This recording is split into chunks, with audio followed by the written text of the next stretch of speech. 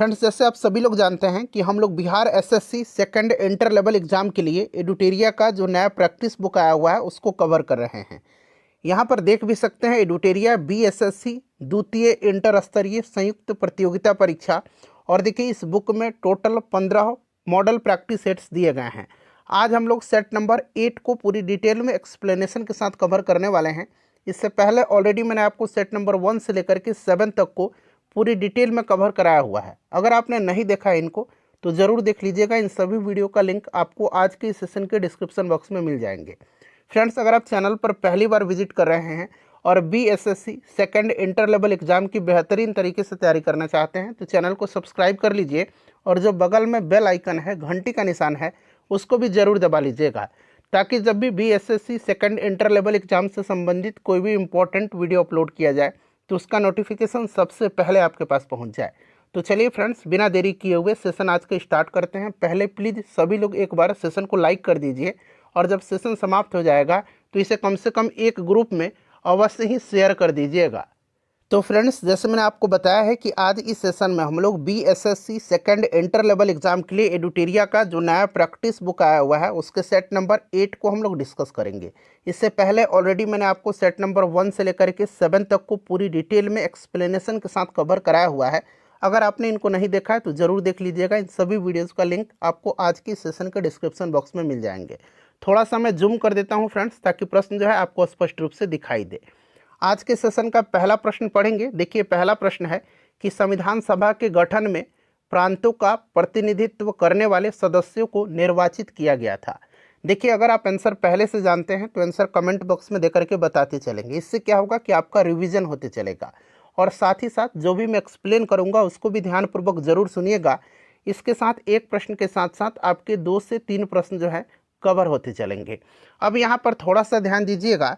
देखिए friends, cabinet mission की संस्तुतियों के आधार पर भारतीय संविधान के निर्माण करने वाली संविधान सभा का गठन जुलाई 1946 में किया गया। अच्छा, भारत के लिए संविधान सभा की रचना हेतु संविधान सभा का विचार सर्वप्रथम स्वराज पार्टी ने 1924 में प्रस्तुत किया था। देखिए फ्रेंड्स, बात करते हैं तो ये जो मिशन योजना थी इसके अनुसार जुलाई 1946 में संविधान सभा का चुनाव हुआ और कुल 389, याद रखिएगा, कुल 389 सदस्यों में से प्रांतों के लिए निर्धारित 296 प्रांतों के लिए निर्धारित 296 सदस्यों के लिए चुनाव हुए, जिन्हें विभिन्न प्रांतों की विधानसभाओं द्वारा चुना गया। ठीक है ना। तो इसका राइट आंसर क्या हो जाएगा? ऑप्शन नंबर यहाँ पर देख सकते हैं, सी हो जाएगा, प्रांतों के विधानसभाओं द्वारा निर्वाचित। चलिए अगला प्रश्न करेंगे। नेक्स्ट क्वेश्चन है दूसरा प्रश्न कि विश्व में सर्वप्रथम लिखित संविधान का प्रारंभ किस देश में हुआ? तो देखिए, विश्व में सर्वप्रथम लिखित संविधान का प्रारंभ जो है ये अमेरिका में हुआ था। और देखिए फ्रेंड्स, अमेरिका ने वर्ष 1788 में इसे अपनाया था और 1789 में जो है यह संविधान लागू हुआ था। तो ये भी आप ध्यान रखेंगे, अमेरिका यहाँ पर राइट आंसर हो जाएगा। और विश्व का सबसे लंबा लिखित संविधान जो है अपना प्यारा देश भारत का है। नेक्स्ट क्वेश्चन है हमारा कि 73वां संविधान संशोधन कब लागू हुआ? देखिए, ये जो 73वां संविधान संशोधन था इसके द्वारा पंचायतों को संवैधानिक दर्जा प्राप्त हुआ था। और यह लागू हुआ था कब? तो यह लागू हुआ था 24 अप्रैल 1993 को। इसीलिए प्रत्येक वर्ष जो है 24 अप्रैल के दिन जो है पंचायती राज दिवस मनाया जाता है। तो ये भी आप साथ साथ ध्यान रखिएगा, 24 अप्रैल 1993 राइट आंसर हो जाएगा। नेक्स्ट क्वेश्चन है कि द्विस्तरीय पंचायती राज व्यवस्था की सिफारिश किस समिति ने किया था? बलवंत राय मेहता समिति ने त्रिस्तरीय पंचायती राज का जो है सिफारिश किया था। और यहाँ पर द्विस्तरीय पूछा जा रहा है तो देखिए, द्विस्तरीय जो होगा इसमें से right answer option number B हो जाएगा, अशोक मेहता समिति। देखिए, 1977 में पंचायती राज व्यवस्था पर सुझाव देने के लिए अशोक मेहता समिति का गठन किया गया था और इन्होंने अपनी रिपोर्ट 1978 में दी। और इस समिति ने जिला परिषद और मंडल पंचायत से मिलकर के 2 स्तरीय पंचायत राज संस्थागत संरचना की सिफारिश किया था। नेक्स्ट क्वेश्चन है हमारा कि मैथिली भाषा को भारतीय संविधान की 8वीं अनुसूची में किस संविधान संशोधन के माध्यम से जोड़ा गया? अच्छा, ये जो 8वीं अनुसूची है इसमें जो है 22 भाषाओं का उल्लेख किया गया है। ठीक है ना, ध्यान रखिएगा कितनी भाषाओं का? तो 22 भाषाओं का उल्लेख है। और टोटल कितनी अनुसूचियां हैं संविधान में? तो 12 अनुसूचियां हैं, ये भी आप ध्यान रखेंगे। के द्वारा इसमें बोडो, डोगरी, मैथिली और संथाली को जोड़ा गया था। ठीक है, तो राइट आंसर इसका क्या हो जाएगा, यहाँ पर आप देख भी सकते हैं 92वां संविधान संशोधन हो जाएगा, option number B correct answer हो जाएगा। नेक्स्ट क्वेश्चन है हमारा कि संविधान, यहाँ पर देखिए, राज्य विधान परिषद में कितने सदस्यों का नामांकन राज्यपाल के द्वारा किया जाता है। तो देखिए, आपको पता है किसी राज्य की विधान परिषद में सदस्यों की कुल संख्या जो है उस राज्य के विधानसभा में सदस्यों की कुल संख्या की 1/3 से अधिक नहीं होनी चाहिए। क्लियर ना। और देखिए, इसका जो राइट आंसर हो जाएगा वो 1/6 सदस्यों का होगा। 1/12 सदस्यों का जो है ये किसके द्वारा चुने जाते हैं 1/12, तो ये सदस्य स्नातक शिक्षकों के द्वारा चुने जाते हैं। और 1/3 सदस्य जो हैं विधान सभाओं के सदस्यों के द्वारा चुने जाते हैं। और 1/6 जो है यह राज्यपाल के द्वारा जो है, आपको पता है कला, साहित्य, विज्ञान, सहकारी आंदोलन एवं समाज सेवा से जुड़े व्यक्ति चुने जाते हैं। नेक्स्ट क्वेश्चन हमारा कि निम्नलिखित में से कौन सा भारतवर्ष को एक धर्मनिरपेक्ष राज्य के रूप में वर्णित करता है। भारतवर्ष को एक धर्मनिरपेक्ष राज्य के रूप में वर्णित करता है। तो फ्रेंड्स, ये आपका संविधान की प्रस्तावना होगा, क्योंकि संविधान की प्रस्तावना में 42वां संविधान संशोधन 1976 के द्वारा समाजवाद, पंथ निरपेक्ष और अखंडता शब्द को जोड़ा गया था। भारत एक धर्मनिरपेक्ष देश है, अर्थात भारत सभी धर्मों के प्रति समान दृष्टि रखता है। नेक्स्ट क्वेश्चन कर लेंगे, क्वेश्चन नंबर 8। देखिए, क्वेश्चन नंबर 8 है कि केंद्र शासित प्रदेश के मुख्यमंत्री जहां पर इस तरह का प्रावधान है किसके द्वारा नियुक्त किए जाते हैं। तो देखिए, जिन केंद्र शासित प्रदेशों में मुख्यमंत्री पद का प्रावधान होता है वहां पर मुख्यमंत्री की नियुक्ति राष्ट्रपति के द्वारा किया जाता है। और वर्तमान में आपको पता है दिल्ली और पुडुचेरी में है, तो यहाँ पर राष्ट्रपति राइट आंसर हो जाएगा। उसके बाद देखिएगा कि अशोक के काल में पाटलिपुत्र निम्नलिखित में से किस प्रांत की राजधानी थी। अच्छा, यहाँ पर अशोक की बात किया जा रहा है, मौर्य राजवंश का था, याद रखिएगा। और उस समय जो है अगर बात करें प्रांतों की संख्या, देखिए अशोक के समय मौर्य साम्राज्य में प्रांतों की संख्या 5 थी। कितनी थी? 5 थी। और प्रांतों को चक्र कहा जाता था, प्रांतों को चक्र कहा जाता था। और ये 5 प्रांत कौन थे? तो उत्तरापथ, अवंती, कलिंग, दक्षिणापथ और पूर्वी प्रांत, जिसको कि प्राची कहा जाता था। ठीक है, तो यहाँ पर देखिएगा पूछा गया है कि किस प्रांत की राजधानी थी पाटलिपुत्र, तो ये प्राची प्रांत थी, इसकी राजधानी पाटलिपुत्र थी। अवंती की राजधानी उज्जैनी थी। ठीक है, उसके बाद उत्तरापथ की राजधानी तक्षशिला थी। उसके बाद कलिंग की राजधानी तोसली थी। अवंती की राजधानी याद रखिएगा उज्जैनी, मैंने आपको बता दिया। उत्तरापथ का तक्षशिला। 5 पहले उंगली पर काउंट करिए, उत्तरापथ राजधानी तक्षशिला, अवंती उज्जैनी, कलिंग तोसली, दक्षिणापथ स्वर्णगिरी और प्राची यानी कि पूर्वी प्रांत पाटलिपुत्र। चलिए, सिंधु सभ्यता के किस स्थल से स्वास्तिक चिन्ह मिला है? सिंधु सभ्यता के किस स्थल से स्वास्तिक चिन्ह मिला है? तो फ्रेंड्स, ये हड़प्पा से मिला है। हड़प्पा से मिला है और इस चिन्ह से सूर्य उपासना का अनुमान लगाया जाता है। तो यहाँ पर ऑप्शन नंबर यहाँ पर हड़प्पा राइट आंसर हो जाएगा। उसके बाद देखिएगा कि बौद्ध धर्म के त्रिपिटकों के संदर्भ में निम्नलिखित में से कौन सा युग्म सही सुमेलित यहाँ पर दिया गया है। अब यहाँ पर देखिएगा 3 पिटक हैं, सुत्त पिटक, विनय पिटक और अभिधम पिटक। सुत्त पिटक में क्या है? बौद्ध धर्म के सिद्धांतों का उल्लेख है। विनय पिटक में क्या है? तो इसमें जो बौद्ध मठ थे उसमें रहने वाले भिक्षुओं या भिक्षुणियों के अनुशासन संबंधी नियम का वर्णन है। और अभिधम्म पिटक में इसमें महात्मा बुद्ध के उपदेश और सिद्धांत तथा बौद्ध मत की दार्शनिक व्याख्या की गई है। तो यहाँ पर देखिएगा तो ऑप्शन में आप देखिए, ऑप्शन में केवल 2 जो दे रहा है यही सही दिया गया है।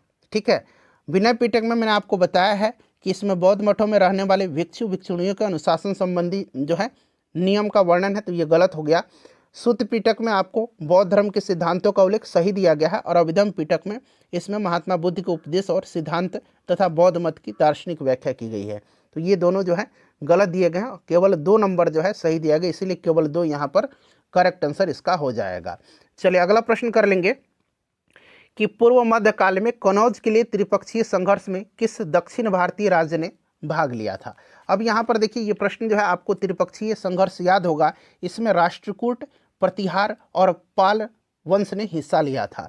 ठीक है, और कन्नौज के लिए त्रिपक्षीय संघर्ष में जो है ये आपका राष्ट्रकूट यहाँ पर राइट आंसर हो जाएगा। राष्ट्रकूट वंश का शासक ध्रुव जो था, यह पहला राष्ट्रकूट वंश का शासक था जिसने कन्नौज पर अधिकार करने हेतु त्रिपक्षीय संघर्ष में भाग लिया और प्रतिहार नरेश वत्सराज और पाल नरेश धर्मपाल को पराजित किया था। तो यहाँ पर राष्ट्रकूट राइट आंसर हो जाएगा। और इस प्रकार से राष्ट्रकूट दक्षिण भारत की पहली ऐसी शक्ति बने जिसने उत्तर भारत की राजनीति में प्रत्यक्ष रूप से हस्तक्षेप किया और दक्षिण से उत्तर भारत पर आक्रमण किया। नेक्स्ट क्वेश्चन है हमारा कि इल्तुतमिश ने बिहार में अपना प्रथम सूबेदार किसे नियुक्त किया था। तो ये आपको भी पता है, मलिक जानी को नियुक्त किया था। 1225 में इल्तुतमिश ने बिहार शरीफ और बाढ़ पर अधिकार कर लिया था और मलिक अलाउद्दीन जानी को जो है प्रथम सूबेदार बिहार का नियुक्त किया था। उसके बाद देखिएगा कि मध्यकाल में कश्मीर के किस शासक ने कश्मीर में जजिया कर हटा दिया और गो हत्या निषिद्ध कर दिया था। तो देखिए ये शासक कौन था। ये मध्यकाल में कश्मीर का शासक जैनुल आबिदीन था। इसको जो है जैनुल आबिदीन को जो है इसकी अपनी उदार जन कल्याणकारी और सहिष्णुतावादी नीति के कारण इसको कश्मीर का अकबर कहा जाता है। और इसी ने जो है जजिया कर को हटा दिया और गो हत्या निषिद्ध किया था, Zainul Abidin. Danish east India company ने भारत में अपनी प्रथम फैक्ट्री कहाँ स्थापित किया था। तो डेनिश ईस्ट इंडिया कंपनी ने अपनी पहली फैक्ट्री जो है ट्रैंकुअर में स्थापित किया था। ट्रैंकुअर यहाँ पर राइट आंसर हो जाएगा। देखिए पानीपत का तीसरा युद्ध जो था, तृतीय युद्ध, ये 1761 में हुआ था। इस बात को ध्यान रखिएगा, अहमद शाह अब्दाली और मराठाओं के मध्य हुआ था। इसमें मराठी सेना का नेतृत्व सदाशिवराव कर रहा था। और प्रश्न में पूछा गया कि उस समय मराठा पेशवा कौन थे। इसमें मराठाओं की हार हुई थी और उस समय पेशवा जो थे बालाजी बाजीराव थे। ऑप्शन सी राइट आंसर हो जाएगा। देखिए निम्न में से कौन कैबिनेट मिशन का सदस्य नहीं था। कैबिनेट मिशन के बारे में अभी मैंने आपको बताया था। 1946 में ब्रिटेन के प्रधानमंत्री क्लेमेंट एटली ने भारत में एक 3 सदस्यीय उच्च स्तरीय शिष्टमंडल भेजा था, जिसमें सदस्य जो थे पैंथिक लॉरेंस, स्टेफोर्ड क्रिप्स और एबी अलेक्जेंडर थे। लॉर्ड बेवल इसमें से नहीं थे। उसके बाद देखिएगा कि नेशनल हेराल्ड अंग्रेजी पत्रिका का संपादन किसने किया था। नेशनल हेराल्ड पत्रिका का संपादन 1938 में अंग्रेजी भाषा में पंडित जवाहरलाल नेहरू ने किया था। तो यहाँ पर जवाहरलाल नेहरू राइट आंसर हो जाएगा। सभी लोग अपना अपना स्कोर फ्रेंड्स जरूर कमेंट करके बताइएगा। देखिए 9 अगस्त 1942 को कांग्रेस के प्रमुख नेताओं की गिरफ्तारी के विरोध में किसने बिहार में महाधिवक्ता के पद से इस्तीफा दे दिया था। बताइए राइट आंसर क्या हो जाएगा। तो फ्रेंड्स ये बलदेव सहाय थे। बलदेव सहाय ने सरकारी नीति के विरोध में महाधिवक्ता के पद से इस्तीफा दे दिया था। तो ये बलदेव सहाय राइट आंसर हो जाएगा, ऑप्शन ए। प्रसिद्ध कविता बटोहिया निम्नलिखित में से किसकी प्रसिद्ध रचना है। बटोहिया जो है यह रचना है रघुवीर नारायण की। रघुवीर नारायण ने खड़ी बोली और भोजपुरी दोनों में काव्य रचना की। इनकी सबसे प्रसिद्ध कविता बटोहिया है, जिसने प्राकृतिक सौंदर्य के साथ साथ स्वदेश भक्ति की भावना भी सम्मिलित किया गया है। उसके बाद देखिए भारत के किस प्रदेश की सीमाएं 3 देशों क्रमशः नेपाल, भूटान और चीन से मिलती है। तो देखिए यह राज्य सिक्किम है। सिक्किम की जो सीमा है पश्चिम में नेपाल, दक्षिण पूर्व में भूटान और उत्तर पूर्व में चीनी स्वायत्त क्षेत्र तिब्बत से मिलती है। तो ऑप्शन नंबर यहाँ पर डी राइट आंसर हो जाएगा। देखिए भारतीय उपमहाद्वीप मूलतः एक विशाल भूखंड का भाग था जिसे कहते हैं। तो ये आपको भी पता है, भारतीय उपमहाद्वीप जो है एक विशाल भूखंड का भाग था जिसे गोंडवाना लैंड कहते हैं। गोंडवाना लैंड यहाँ पर राइट आंसर हो जाएगा। चलो उसके बाद देखिएगा कि निम्नलिखित में से कौन सा मेघालय पठार का अंश नहीं है। मेघालय पठार की बात करते हैं तो मेघालय की 3 प्रमुख पहाड़ी श्रेणी है, गारो, खासी और जयंतिया। ठीक है, यहाँ पर देखिए भुवन पहाड़ी नहीं होगा। भुवन पहाड़ी असम जिले के बराक घाटी में कछार जिले में स्थित है और यह मणिपुर और मिजोरम की सीमा पर बराक घाटी के दक्षिण पूर्व में स्थित है। ठीक है, चलिए उसके बाद क्वेश्चन नंबर 24 है। जल्दी जल्दी कवर करेंगे, बिल्कुल भी समय वेस्ट नहीं करेंगे। फ्रेंड्स अगर मेरा पढ़ाया हुआ आपको पसंद आ रहा है तो प्लीज़ सेशन को लाइक ज़रूर करें। आपका एक लाइक हमें मोटिवेट करता है। देखिए 10 डिग्री चैनल जो है 10 डिग्री चैनल यह किसको पृथक करता है। तो 10 डिग्री चैनल जो है यह लघु अंडमान और कार निकोबार के मध्य में है। लघु अंडमान और कार निकोबार, ठीक है ना। तो अंडमान को निकोबार से 8 डिग्री जो है यह मिनिकॉय और मालदीव के मध्य है। 9 डिग्री मिनिकॉय और लक्षद्वीप के मध्य है। ठीक है, और बात करते हैं पाक स्ट्रेट, तो यह तमिलनाडु और श्रीलंका के मध्य है। चलिए नेक्स्ट क्वेश्चन है हमारा, सूची मिलान करना है। एक तरफ दोआब क्षेत्र है और दूसरी तरफ नदियाँ दिया गया है। यहाँ पर देखिएगा विशिष्ट दोआब, तो ये ब्यास और सतलज के मध्य हो जाएगा, ब्यास और सतलज के मध्य, ठीक है। बारी दोआब की बात करते हैं तो रावी और ब्यास के मध्य हो जाएगा, रावी और ब्यास के मध्य, ठीक है, 2 नंबर। रचना दोआब की बात करते हैं तो यह रावी और चिनाब के मध्य है, रावी और चिनाब के मध्य। और चास दोआब चिनाब और झेलम के मध्य है। तो इसको आप मिलाइएगा 3, 2, 1 और 4, जो कि आप ऑप्शन ए में देख सकते हैं, ठीक है, ऑप्शन ए राइट आंसर हो जाएगा। चलिए, किस नदी पर शिव समुद्रम जलप्रपात अवस्थित है? शिव समुद्रम जलप्रपात जो है यह किस नदी पर है? तो यह कावेरी नदी पर है, कर्नाटक में। तो यहाँ पर देखिए कावेरी राइट आंसर हो जाएगा, ठीक है ना।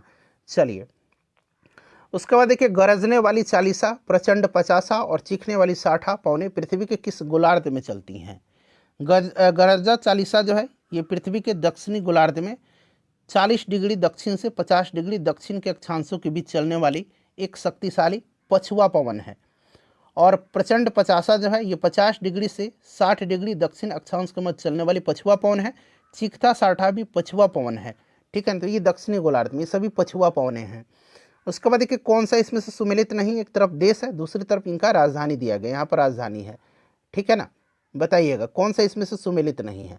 तो यहाँ पर देखिएगा ओमान की राजधानी जो है, अम्मान नहीं है, ओमान की राजधानी मस्कट है, मस्कट है, ठीक है ना। बाकी सारे सुमेलित है, साइप्रस, निकोसिया, कंबोडिया, न्योमपेन और सीरिया, दमिश्क, ठीक है ना। देखिए, निम्न में से किस एक से समावेशित विकास को बढ़ाने की आशा नहीं की जा सकती है? समावेशित विकास को बढ़ाने की आशा नहीं की जा सकती है। तो यहाँ पर देखिएगा समावेशित विकास यानी कि इंक्लूसिव ग्रोथ, ठीक है ना, समग्रता के साथ विकास बहुआयामी अवधारणा है और इसमें बुनियादी सुविधाओं में सुधार के साथ शिक्षा, स्वास्थ्य और रोजगार बेहतर अवसरों की उपलब्धता है उसको परिलक्षित किया जाता है और इसके साथ गरीबी को कम भी किया जाना चाहिए। इसका यह सब प्रमुख आयाम है। राष्ट्रीय आय की ऊंची वृद्धि दर से समावेशित विकास के बढ़ने की आशा नहीं की जा सकती है। ऑप्शन ए यहाँ पर राइट आंसर हो जाएगा। सार्वजनिक वितरण प्रणाली से वितरित अनाज पर कीमत बढ़ाने का उद्देश्य क्या है? पब्लिक डिस्ट्रीब्यूशन सिस्टम, सार्वजनिक वितरण प्रणाली। तो इस योजना में निहित उत्पादन का भार कम हो सके। ऑप्शन नंबर यहाँ पर सी राइट आंसर हो जाएगा। उसके बाद चलिए नेक्स्ट क्वेश्चन, राष्ट्रीय स्तर पर कृषि विपणन सहकारिताओं का शीर्ष संगठन कौन सा है? तो फ्रेंड्स, यह शीर्ष संगठन जो है यह national agricultural cooperative marketing federation of India है, यानी कि नाफेड है। नाफेड का मैंने फुल फॉर्म बता भी दिया आपको, क्या बताया? National agricultural cooperative marketing federation of India, NAFED. इसकी स्थापना 2 अक्टूबर गांधी जयंती के दिन 2 अक्टूबर 1958 को की गई थी, ठीक है ना। ध्यान रखिएगा, option number B right answer हो जाएगा। देखिए, विकास केंद्र उपागम किस योजनाओं के अंतर्गत अपनाया गया था? विकास केंद्र उपागम को अपनाया गया था चौथी पंचवर्षीय योजना के दौरान, और चौथी पंचवर्षीय योजना का जो समय अवधि है ये 1969 से 74 तक है। निम्नलिखित तरल परिसंपत्तियों पर विचार करें और इन परिसंपत्तियों का तरलता के घटते क्रम में सही अनुक्रम, घटते क्रम में।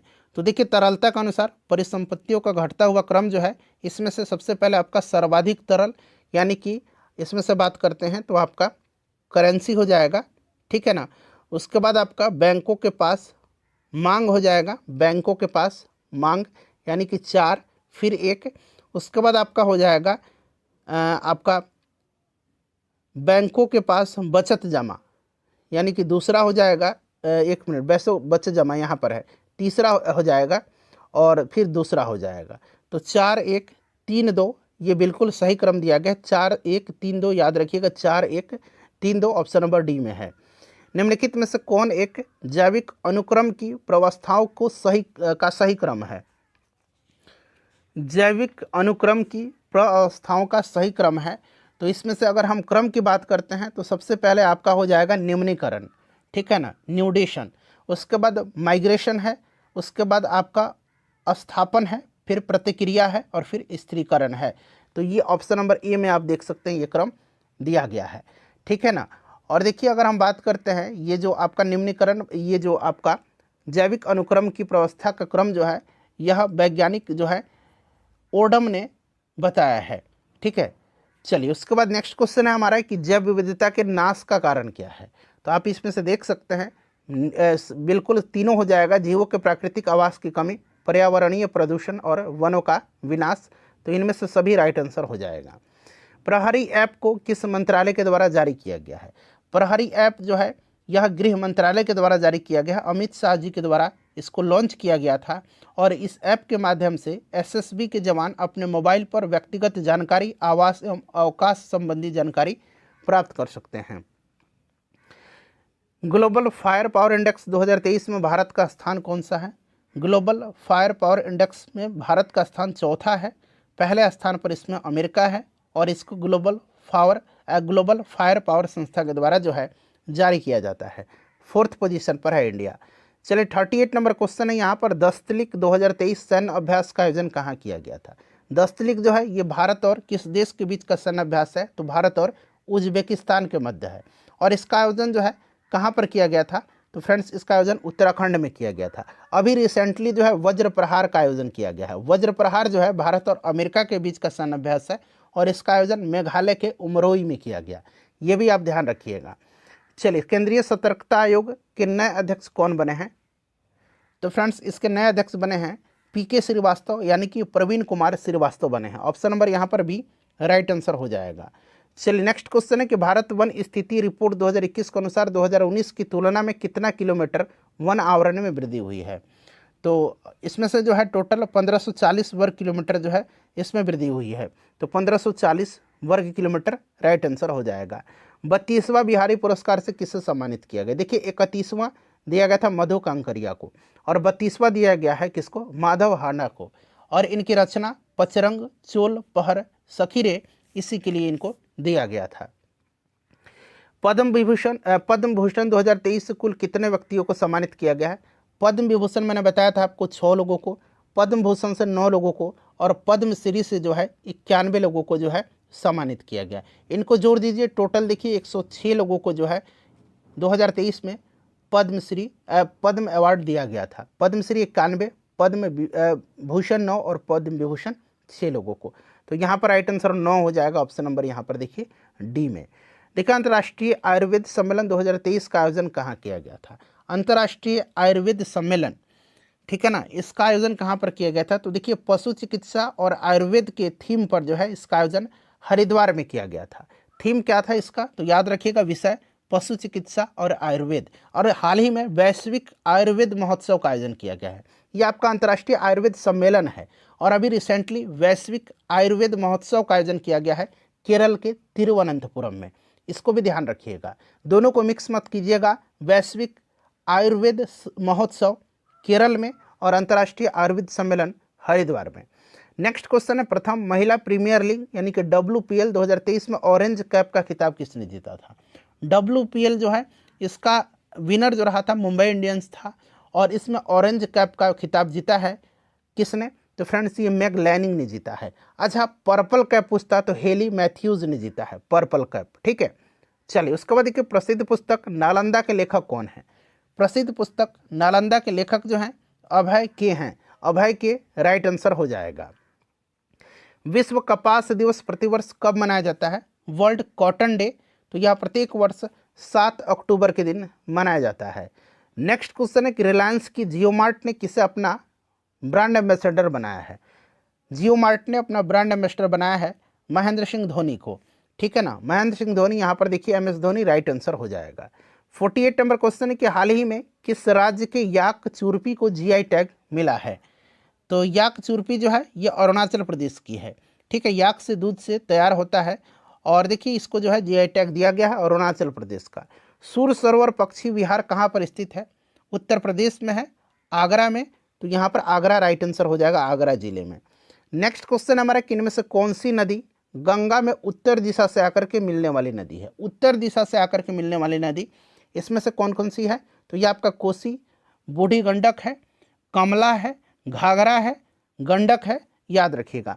और दक्षिण दिशा से आकर के कर्मनाशा, सोन, पुनपुन, ये सब हैं। चलिए उसके बाद देखिएगा कि निम्नलिखित में से ऐसे सामग्री की चयन करें जो जल में पूरी तरह से घुलनशील हो। जल में पूरी तरह से घुलनशील जो है इसमें से एलम है यानी कि फिटकरी है और इसे वाटर प्यूरिफायर के रूप में उपयोग किया जाता है जो जल में पूरी तरह से घुलनशील होता है। ठीक है ना। चलिए नेक्स्ट क्वेश्चन है हमारा कि निम्नलिखित में से किस द्रव में लोहे की कील रखे जाने पर वह अपनी चमक खो देगा और सुस्त यानी कि डल दिखाई देने लगेगा। तो फ्रेंड्स यह शीतल पेय में कार्बोनिक एसिड होता है जो लोहे के साथ प्रतिक्रिया करता है, फलस्वरूप लोहा की कील अपनी चमक खो देता है और डल दिखाई देता है। ठीक है, तो यहाँ पर देखिए शीतल पेय हो जाएगा। उसके बाद अगला प्रश्न है सिंथेटिक फाइबर को कहा जाता है, नाम से ही आप पकड़ सकते हैं सिंथेटिक फाइबर को मानव निर्मित फाइबर कहा जाता है। ठीक है, मानव निर्मित फाइबर इसको कहा जाता है।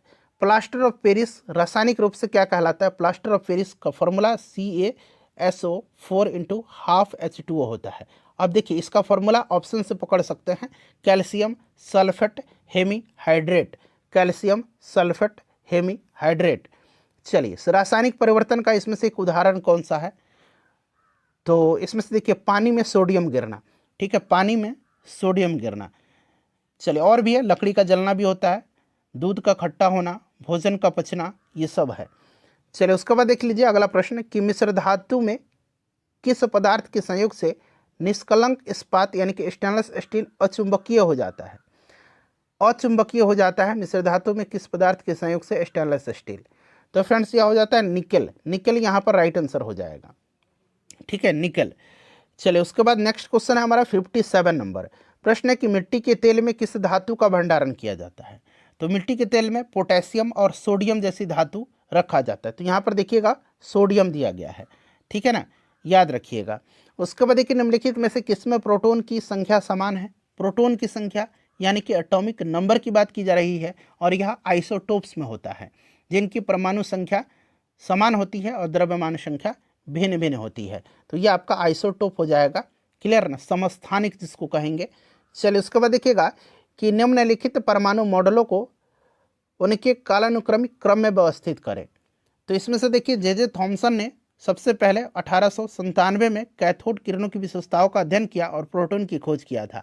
फिर 1911 में रदरफोर्ड ने परमाणु मॉडल का अध्ययन करके परमाणु नाभिक की खोज किया था और फिर 1913 में नील बोर ने परमाणु की स्थिरता की व्याख्या किया था। तो यहाँ पर सबसे पहले आपका थॉमसन हो जाएगा। ठीक, उसके बाद आपका हो जाएगा यहाँ पर रदरफोर्ड और फिर बोर हो जाएगा। तो 2, 1, 3 यहाँ पर राइट आंसर हो जाएगा जो कि ऑप्शन नंबर सी में दिया गया है। देखिए कोशिकाओं में गैसीय विनिमय, ठीक है ना, गैसियस एक्सचेंज किसके द्वारा होता है? तो ये डिफ्यूजन के द्वारा होता है। ठीक है, डिफ्यूजन यानी कि विसरण के द्वारा। विसरण यहाँ पर राइट आंसर हो जाएगा। समसूत्री यानी कि माइटोसिस विभाजन के बाद बनने वाली संतति कोशिकाओं की संख्या। देखिए एक असूत्री है, एमाइटोसिस जिसको कहा जाता है असूत्री, एक समसूत्री है और एक अर्धसूत्री है। तो देखिए ये जो आपका एमाइटोसिस है असूत्री होता है। असूत्री जो होता है यह विभाजन आदिम जीवाणु, कवक, प्रोटोजोआ, शैवाल में देखा जाता है। ठीक है, और यहाँ पर समसूत्री पूछा गया है। तो समसूत्री में जो है मातृ जो कोशिका है यानी कि पेरेंट सेल, यह विभाजित होकर 2 समान संतति कोशिका बनाती है। यहाँ पर 2 हो जाएगा और अर्धसूत्री में 4 बनाती हैं। नेक्स्ट क्वेश्चन, ओजोन क्षेत्र का अर्थ क्या है? ओजोन क्षेत्र का अर्थ क्या है? तो ओजोन की सांद्रता में कमी। ठीक है ना, ओजोन की कमी के कारण हानिकारक यूवी किरणें अल्ट्रावायलेट रेज पृथ्वी पर पहुंचती है जो मनुष्य की त्वचा में कैंसर और अन्य बीमारियों के लिए रिस्पॉन्सिबल होती हैं। तो ओजोन की सांद्रता में कमी। कौन सा इसमें से प्राथमिक ईंधन है? प्राथमिक ईंधन इसमें से वैसे ईंधन जो प्रत्यक्ष रूप से प्रकृति से प्राप्त होते हैं। प्राथमिक ईंधन वही है जैसे कि प्राकृतिक गैस यहाँ पर दिया गया है। ठीक है ना, तो यहाँ पर आपका प्राकृतिक गैस हो जाएगा। कार्बन डाइऑक्साइड को ग्रीन हाउस गैस कहा जाता है क्योंकि यह है, बताइए, कार्बन डाइऑक्साइड को ग्रीन हाउस गैस कहा जाता है क्योंकि सूर्य के प्रकाश के लिए पारदर्शी लेकिन गर्मी को फंसाता है यह। ठीक है, तो कार्बन डाइऑक्साइड सूर्य के प्रकाश के लिए पारदर्शी है लेकिन हीट को यह ट्रैप करता है, जिससे क्या होता है विश्व के औसत तापमान में वृद्धि होती है। तो ऑप्शन नंबर यहाँ पर सी राइट आंसर हो जाएगा। चलिए उसके बाद नेक्स्ट क्वेश्चन है कि शरीर में कौन सा हार्मोन जो है पुरुषों में मूंछ और दाढ़ी के विकास के लिए रेस्पॉन्सिबल है, उत्तरदायी है? तो यह हार्मोन कौन सा है जो पुरुषों में मूंछ और दाढ़ी के विकास के लिए उत्तरदायी है? ये टेस्टोस्टेरोन है। टेस्टोस्टेरोन यहाँ पर राइट आंसर हो जाएगा। ठीक है, प्रोजेस्टेरोन ये मादा सेक्स हार्मोन है, याद रखिएगा। निम्नलिखित में से कौन सा जीव विखंडन विधि द्वारा प्रजनन करता है? विखंडन विधि के द्वारा प्रजनन करता है। तो फ्रेंड्स मैंने आपको बताया था इससे पहले वाली वीडियो में, स्पाइरोगायरा जो है ये थाइलोफाइटा समूह की एक प्रजाति है, ठीक है, जो विखंडन के द्वारा प्रजनन करता है। तो यहाँ पर देखिए आपका स्पाइरोगायरा हो जाएगा। अगला प्रश्न है कि समतल दर्पण में हमारे चेहरे की छवि बनती है, तो ये वर्चुअल बनती है, वर्चुअल बनेगी और चेहरे के आकार के बराबर बनती है। तो option number C right answer हो जाएगा। वस्तु से प्रकाश के गुजरने की घटना क्या कहलाती है? तो ये आपका रिफ्रैक्शन कहलाता है, अपवर्तन कहलाता है। अपवर्तन राइट आंसर हो जाएगा, ठीक है। चलिए उसके बाद नेक्स्ट क्वेश्चन है हमारा कि फ्यूज तार का विशिष्ट प्रतिरोध होता है। तो प्रतिरोध उच्च, गलनांक निम्न, तो यहाँ पर उच्च राइट आंसर हो जाएगा। ये सब पहले वाले सेशन में मैंने पूरे डिटेल में डिस्कस कराया हुआ है। देखिए त्वरण की इकाई क्या है? एक्सेलरेशन चाल बटा समय होता है। तो चाल का आपका मीटर पर सेकंड होगा और इसका सेकंड होगा तो मीटर पर सेकंड स्क्वायर होगा, जो कि ऑप्शन नंबर यहाँ पर देखिए सी में दिया गया है। सदिश राशि है। निम्नलिखित में से कौन सी आवृत्ति एक सामान्य मनुष्य द्वारा सुनी जा सकती है? एक सामान्य मनुष्य के द्वारा। तो आपको पता है ना कि 20 हर्ट्ज से 20 किलो हर्ट्ज, 20 हर्ट्ज से 20 किलो हर्ट्ज कहिए या 20,000 हर्ट्ज कहिए, ठीक है ना। ये जो इसके बीच की जो ध्वनि की परास है वो हमारी कान सुन सकती हैं। तो यहाँ पर देखिए 10 के पावर 4 दिया गया है, तो ये बिल्कुल सही दिया गया है, ठीक है ना। चलिए उसके बाद नेक्स्ट क्वेश्चन है कि यदि पृथ्वी का गुरुत्वाकर्षण बल अचानक गायब हो जाता है तो निम्न में से कौन सा सही होगा इसमें से? देखिए W = mg होता है, ये फॉर्मूला आप जानते हैं। अगर ग्रेविटेशनल बिल्कुल जीरो हो जाएगा गुरुत्वाकर्षण बल, तो निश्चित रूप से आपका जो वस्तु का भार है वो भी तो शून्य हो जाएगा, या जीरो, तो ये भी जीरो, तो शून्य हो जाएगा ऑप्शन नंबर ए में। उसके बाद देखिएगा कि पादप कोशिका की कोशिका भित्ति मुख्य रूप से बनी होती है, तो ये सेलुलोज की बनी होती है। कवक की कोशिका भित्ति काइटिन की बनी होती है, ठीक है ना। चलिए अगला प्रश्न है 74 नंबर कि मनुष्यों में 2 बार बढ़ने वाले दांतों की संख्या होती है, बताइएगा राइट आंसर इसका क्या हो जाएगा? तो मनुष्य में अगर बात करते हैं तो 20 दांत जो है दोबारा विकसित होते हैं, ठीक है। तो यहाँ पर 20 राइट आंसर हो जाएगा। भोजन का रासायनिक पाचन शुरू होता है, तो फ्रेंड्स यह मुख से ही पाचन शुरू हो जाता है, मुंह से राइट आंसर हो जाएगा। इन 75 प्रश्नों में अपना स्कोर बताइएगा, वीडियो को लाइक करिएगा और इसको शेयर कर दीजिएगा।